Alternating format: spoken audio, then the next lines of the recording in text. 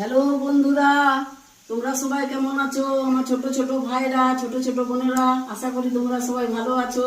আজ আমি তোমাদেরকে শুক্তো বানিয়ে দেখাবো। কাঁচকলা ভেজে নিয়েছি, বেগুন ভেজে নিয়েছি, করলা ভেজে নিয়েছি, আলুটাকে ভেজে নিয়েছি, হালকা লাল করে ফ্রাই করে নিয়েছি। পেঁয়াজ বাটা, রসুন বাটা, আর এতে সর্ষে বাটা আর পোস্ত বাটা। তেল দিয়ে দিয়েছি। প্রথমে রসুন বাটা, পেঁয়াজ বাটাটাকে হালকা নাড়চাড় করে নেব।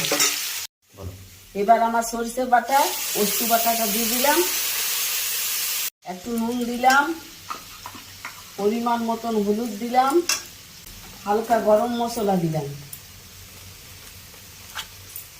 এবার আমি একটু নাড়চাড় করে নেব এটাকে। আমার এই মশলাটা কষানো হয়ে গেছে। এবার সমস্ত সবজি আমি এতে দিলাম। এবার এইটা নাড়চাড় করব, কিছুক্ষণ নাড়চাড় করব। নাড়চাড় করে তারপর আমি একটু পরিমাণ মতন জল দিয়ে দেবো। আমার শুক্তো বানানো রেডি। আমি এই খাবারগুলো বানিয়েছি: ভাত, শাক ভাজা, মাছের ডিমের বড়া, পুঁই শাক ঝিঙে দিয়ে আলু দিয়ে চচ্চড়ি, ডাল, শুক্তো আর এর আচার। এইগুলো আজকে আমার খাবার।